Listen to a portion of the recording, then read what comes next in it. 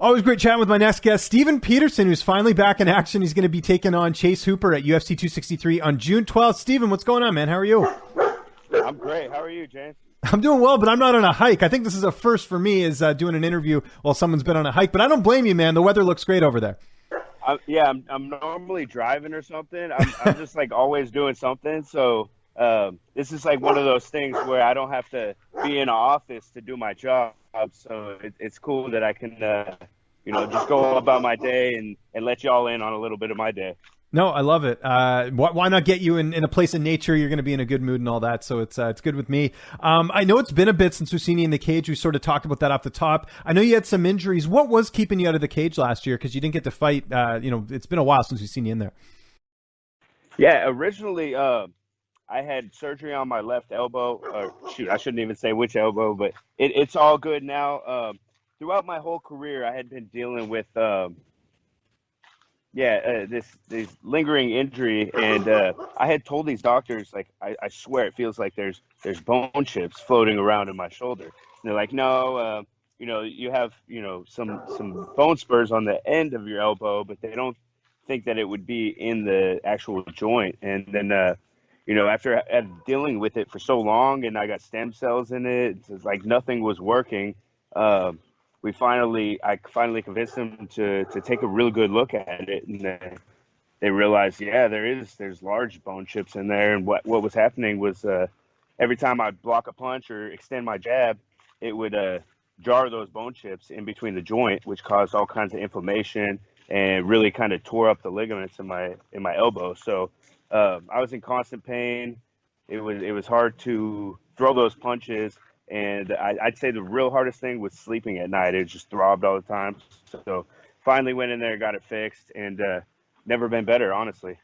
Good. Well, when did you actually get back to training? Like, when were you going full force after all this was taken care of? So I was it was originally supposed to be an orthoscopic, but then they ended up going in there and repairing the ligaments. Once they had gotten in there, they realized that it was extensive ligament damage, so they wanted to go ahead and repair those, and might as well get it done, get it out of the way while they were already under the knife. So I got that fixed, and it took me about, I'd say, 4 or 5 months to actually start punching and lifting weights again. But once I started doing that, it was just a slow, steady process. And then once I finally got there, then I had actually started training for a fight. I was cleared, and I got COVID.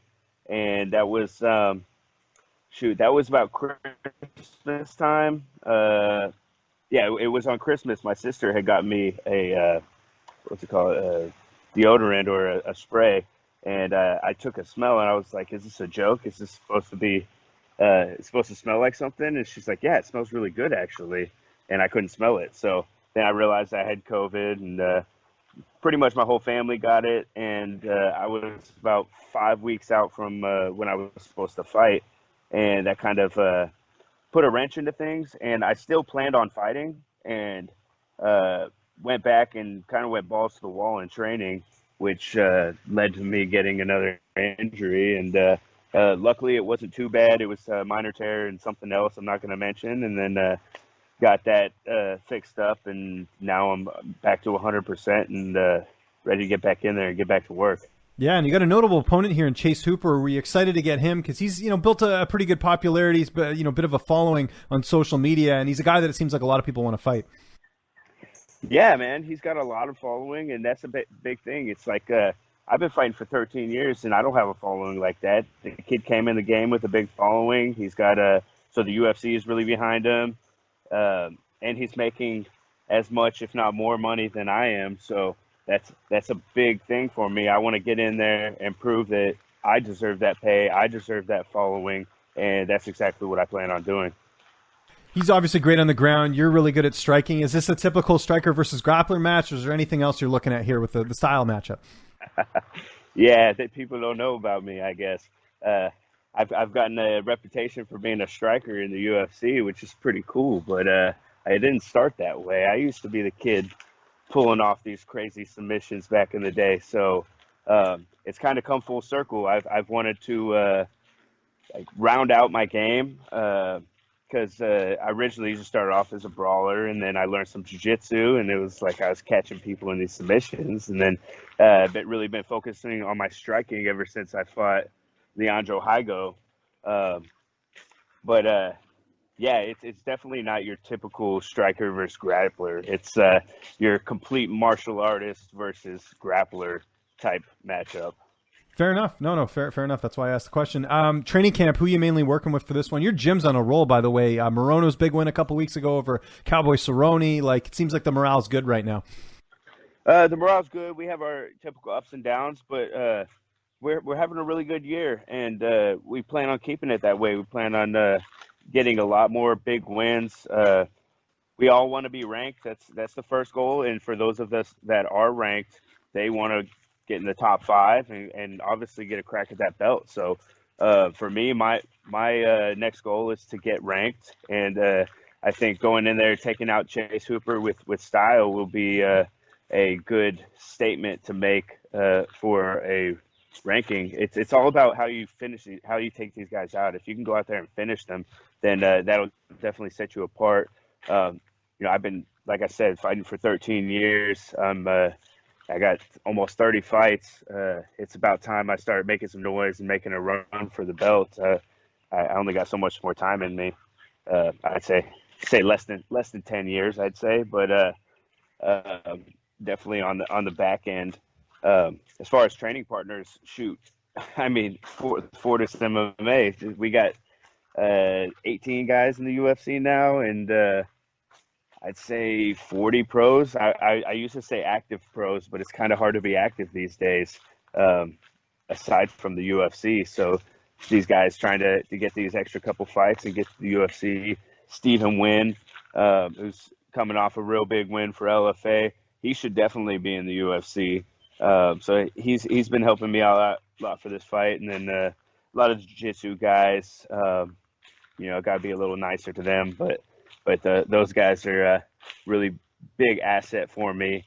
And, I'd say probably Stephen Wynn's going to be my main training partner for this. And then, not wanting to give away too many secrets, but I'll give you guys him. He'll be in my corner helping me out. Nice. How's this fight playing out on June 12th? I'm taking Chase Hooper out in round number 1 with violence. I imagine the plan is to get a bit of a quick turnaround after this one, just, assuming all goes well, just because you missed most of last year. Yeah, no doubt. I'd like to be active this year. Even though it's already halfway through the year, I still want to get this one plus another 2 this year and finish the year strong. Good stuff. And what's downtime looking like? Besides your hiking, what are you getting up to in between camp? Man, I'm trying to stay busy. Downtime is nap. Yeah. I get a good nap in the day, but other than that, wake up, get a good workout, and try to be active, especially if the weather's nice. I'm hoping to get some sun this summer. Yeah, got to get that vitamin D. How long do you nap for? I was curious because I like doing I think an hour and a half is a good time. I'd say an hour and a half. With the way I work out, yeah. Some people, they want to go for a 30-minute power nap, but I need that rejuvenation nap, reset the muscles and everything. So I'd say an hour and a half is a good amount of time. Good stuff. Maybe someone will be going to sleep coming up here June 12th. It's UFC 263. Steven, thanks so much for the time, man. Just remind people where they can find you on social media. And if you have any sponsors or shout-outs, I'll give you the last word. Yeah, go ahead and follow me on Instagram and Twitter at 8ocho08. I'll give a shout-out to my sponsors, CWL.law, Dank Vodka, Limitless Sport Picks. You can find them on Instagram at Limitless Sport Picks, and Chandler Cabinets, Hutch's Barbecue, and chicken snacks from Physically Fit Nutrition. Check them out, physicallyfit.com. Thanks.